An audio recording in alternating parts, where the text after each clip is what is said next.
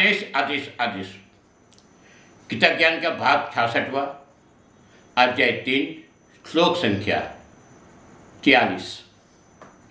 ये आखिरी श्लोक है इस अध्याय का।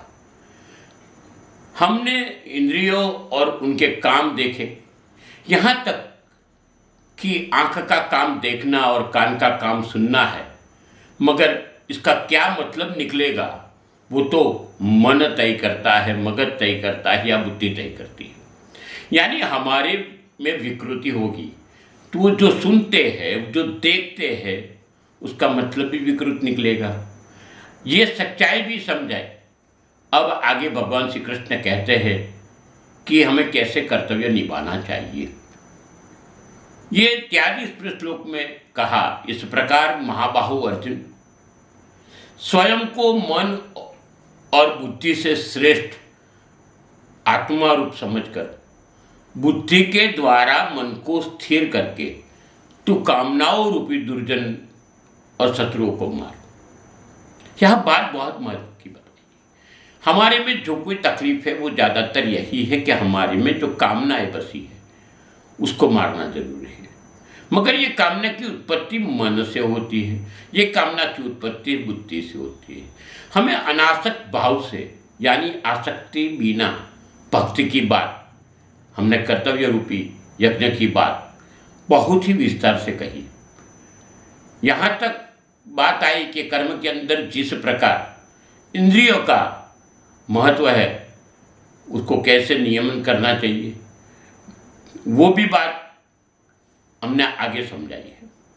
यहाँ तक कि कर्म के बिना मनुष्य के जीवन शक्य नहीं है, वो भी बात कही। मनुष्य एक ऐसी व्यवस्था है जिसको सृष्टि का पालन करना है। हमें बुद्धि इसलिए दी है कि हमको सृष्टि का पालन करना है। कर्म बहुत सी समझदारी पूर्वक करना है। हमें आसक्ति ना हो। माया रूपी राक्षस से भी बचने को कहा गया है, क्योंकि माया ही हमें लोभ और मोह के रास्ते ले जाता है। समाज एक चुंबकीय शक्ति वाला है, उससे बचने के लिए अपनी जात को निर्मोही यानी बिना किसी आस्था को बनाना चाहिए। मोह नहीं होना चाहिए। आज के युग में ये बात कितनी सटीक है। ऐसे बात भी बोली कि हमारे दिमाग में संतुष्टि नहीं है। बस एक इच्छा पूरी होती है तो हमें आगे की इच्छा खड़ी होती है, और ये इच्छा का अंत नहीं है। हमें संतोषी होना चाहिए, और कुदरत जो करती है वो सब हमारे भले के लिए करती है, वो भी स्वीकारना जरूरी है। साथ साथ सृष्टि की रक्षा की भी बात कही। सृष्टि चक्र की हानि होने के, जीव सृष्टि की श्रृंखला में हानि होती है। हर एक जीव के लिए बहुत ही ये सोचने वाली बात है कि मनुष्य का कर्तव्य है कि सृष्टि चक्र का रक्षण करना। सृष्टि चक्र में हानि होगी तो मनुष्य जीवन में भी हानि होगी, यहाँ तक की बात बता दी गई है। हमें आखिर में हमें कहा कि जो कुछ हम देखते हैं, सुनते हैं, उसका अर्थ या मतलब उसको हमें ऐसे ही समझते हैं जैसे हमें, यानी हमारी सोच समझ शक्ति के हिसाब से हो, हमारी में संस्कृति जिस प्रकार से हो उसी प्रकार समझते हैं। कुछ यहाँ एक प्रसंग याद आ जाता है। भगवान श्री कृष्ण दो व्यक्ति को अलग अलग काम सौंपते हैं। पहला है दुर्योधन। दुर्योधन को बोला कि जा अच्छे इंसान को ढूंढ के ला हस्तिनापुर में से, और बाद में दूसरा काम युधिष्ठिर को बोला कि जाओ इस सृष्टि में से, इस हस्तिनापुर में से बुरा आदमी ढूंढ के लाओ। यहाँ दोनों हस्तिनापुर का भ्रमण करके आए। आके बोला अच्छा अब क्या बोलना। तो पहले दुर्योधन बोला कि हमें कोई अच्छा दिखाई नहीं, क्योंकि मन में अच्छाई नहीं थी।